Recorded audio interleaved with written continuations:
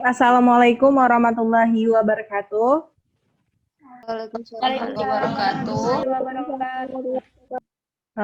Perkenalkan, di sini kami dari kelompok 6 akan mempresentasikan hasil diskusi kami, di mana saya Nisa Andani sebagai moderator dan ada teman saya. Saya Nurul Izzati Putri, NIM A1C3180777. Saya Riza Asrianti, NIM A1C3180093. Saya Widya Dina Octavia, NIM A1C3180084. Baik, untuk penjelasan pertama akan dijelaskan oleh Saudari Izzati Putri. Yang pertama, saya akan menjelaskan pengertian instrumen penelitian. Menurut Matondang, pada tahun 2009 halaman 87, instrumen adalah suatu alat yang dipergunakan sebagai alat untuk mengukur suatu objek, ukur atau mengumpulkan data dari suatu variabel. Lalu instrumen dikatakan baik jika hasil dari instrumen tersebut valid dan reliable. Selanjutnya, menurut Scioto dan Sodik, pada tahun 2015 di halaman 78 sampai 83 yang mengatakan bahwa instrumen penelitian terdapat 6 bentuk instrumen. Yang pertama yaitu instrumen tes, yang kedua instrumen angket dan kuesioner, yang ketiga instrumen interview, yang keempat instrumen observasi, yang kelima instrumen skala bertingkat, dan yang ketujuh yaitu instrumen dokumentasi. Selanjutnya yaitu teknik pengumpulan data, kualitatif dan kuantitatif. Pada penelitian kualitatif terdapat menjadi 4 bagian. Yang pertama observasi. Observasi itu terdapat metode. Metodenya terbagi menjadi 4 bagian, yaitu metode observasi biasa, metode observasi terkendali, dan metode observasi terlibat. Selanjutnya dari wawancara, yaitu pertemuan yang langsung direncanakan antara pewawancara yang diwawancarai dan memberikan menerima informasi tertentu. Lalu ada teknik wawancara, yaitu 3 teknik. Yang pertama wawancara baku dan terjadwal, yang kedua wawancara baku dan tidak terjadwal, yang ketiga adalah wawancara tidak baku. Selanjutnya dokumen. Data penelitian kualitatif kebanyakan diperoleh dari sumber manusia dan melalui observasi dan wawancara. Sumber lain yang bukan dari manusia yaitu diantaranya dari dokumen, foto-foto, dan bahan-bahan statistik lainnya. Selanjutnya triangulasi. Triangulasi yaitu teknik pemeriksaan keabsahan data yang memanfaatkan sesuatu yang lain di luar data untuk keperluan pengecekan atau perbandingan terhadap data untuk penelitian. Pada penelitian kualitatif yaitu berupa angket. Angket dibagi menjadi 3 yaitu pilihan ganda, isian atau esai, dan checklist. Angket adalah usaha yang mengumpulkan informasi dengan menyampaikan sejumlah pertanyaan tertulis untuk dijawab secara tertulis oleh responden yang akan kita teliti. Baik, sekian dan akan dilanjutkan oleh moderator Nisa Andani. Baik, terima kasih atas penjelasannya dari Iza. Selanjutnya untuk materi akan dijelaskan oleh Saudari Widya. Kepadanya disilakan. Baiklah, saya akan menjelaskan tentang uji validitas kontrak. Pengertian uji validitas kontrak menurut Susongko tahun 2015 halaman 4-5. Dia menjelaskan bahwa validitas kontrak adalah sejauh mana hasil pengukuran dianggap mencerminkan kontrak dalam suatu teori. Kontrak pada dasarnya adalah bagian variabel yang dapat diukur, oleh karenanya kontrak diturunkan dari definisi konseptual dari apabila definisi operasionalnya dari variabel. Proses pengujian validitas kontrak yaitu Yang pertama, mengidentifikasikan secara rinci tentang kontrak. Yang kedua, menyusun hipotesis-hipotesis yang berhubungan dengan kontrak. Yang ketiga, mengumpulkan data untuk menguji hipotesis tersebut. Yang keempat, yaitu menganalisa data dan mengumpulkannya. Berikutnya cara uji validitas kontrak menurut Widodo tahun 2006 halaman 3. Dia menjelaskan bahwa untuk uji validitas kontrak, semua data diuji secara berbarengan. Hal ini berbeda dengan uji validitas item yang hanya menguji per kelompok atau per kontrak, dengan tujuan apakah ada korelasi yang kuat antara item tertentu dengan kontraknya. Baiklah, saya kembalikan ke moderator. Baik, terima kasih atas penjelasannya dari Widya. Untuk selanjutnya akan dijelaskan oleh Saudari Riza tentang materi validitas isi.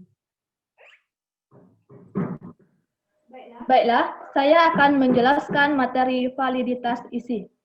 Pertama yaitu pengertian dari validitas isi.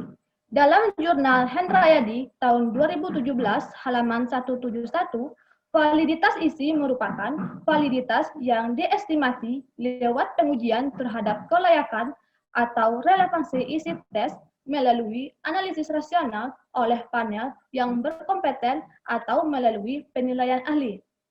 Selanjutnya yaitu fungsi dari validitas isi. Dalam buku Yuliawati tahun 2019 halaman 21, validitas isi berfungsi untuk memastikan bahwa pengukuran yang akan dilakukan telah memasuki sekumpulan sistem yang mewadahi dan mewakili seluruh konsep dimensi yang ingin diukur. Validitas isi dapat diukur menggunakan content validity ratio atau CVR. Selanjutnya yaitu klasifikasi validitas isi. Validitas isi dapat diklasifikasikan menjadi dua. Yang pertama yaitu validitas tampang dan yang kedua yaitu validitas logis. Selanjutnya yaitu pengukuran validitas. Pengukuran validitas terdapat dua yaitu pertama yaitu koefisien validitas isi Aikenspeed. Yang kedua, koefisien validitas isi Lausis CVR. Baiklah, demikianlah dari saya. Saya kembalikan ke moderator.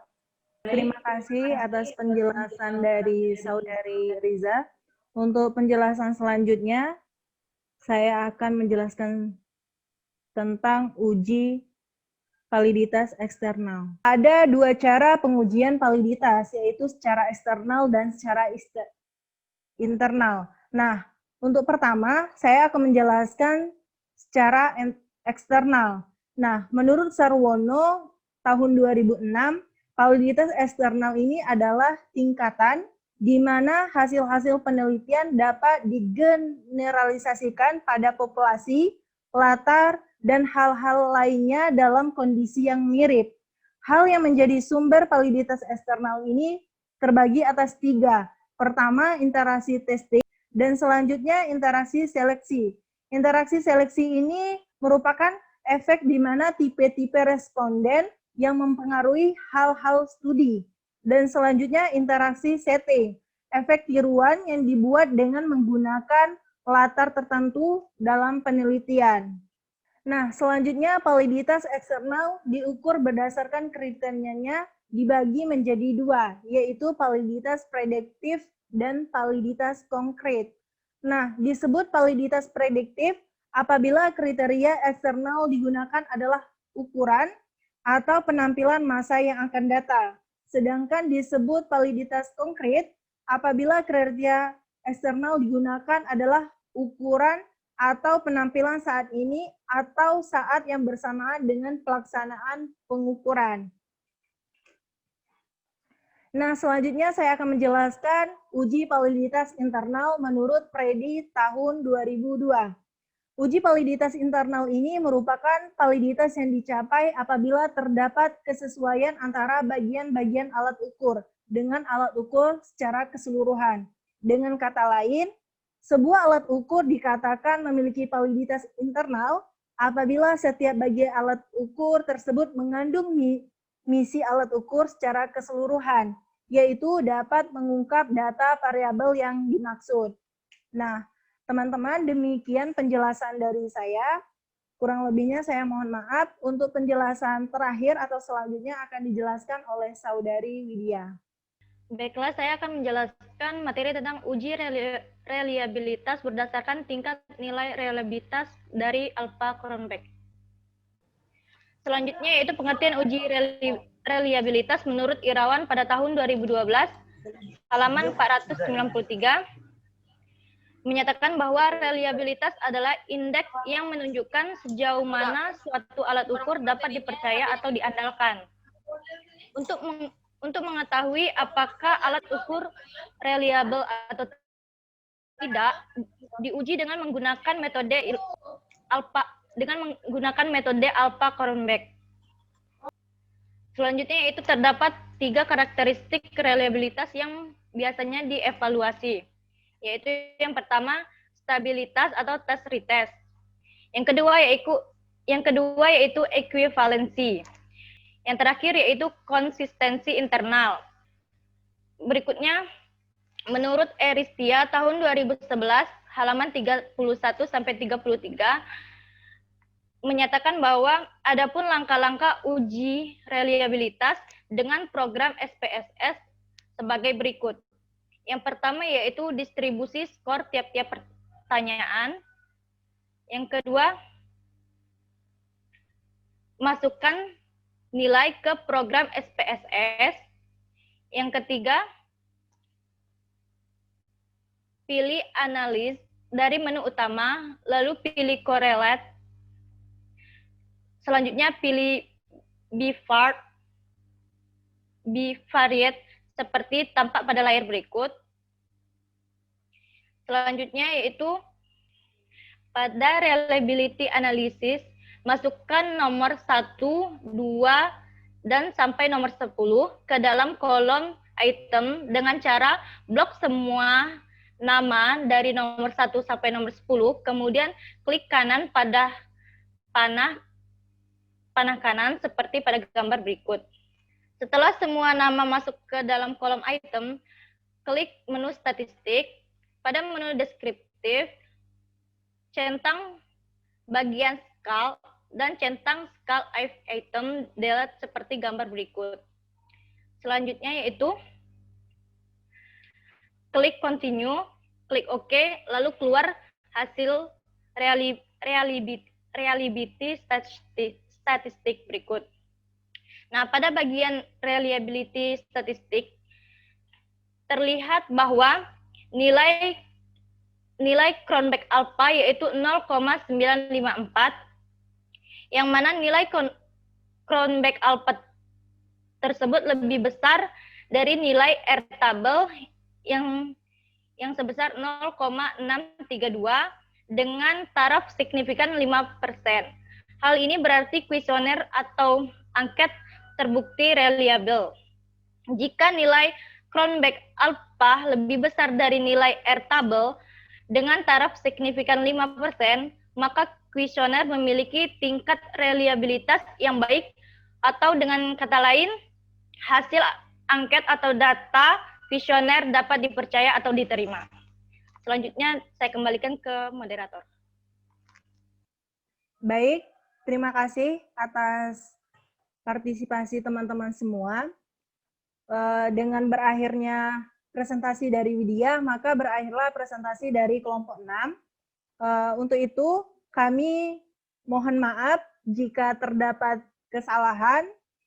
Kami akhiri dengan wabillahi taufiq wal hidayah. Wassalamualaikum warahmatullahi wabarakatuh.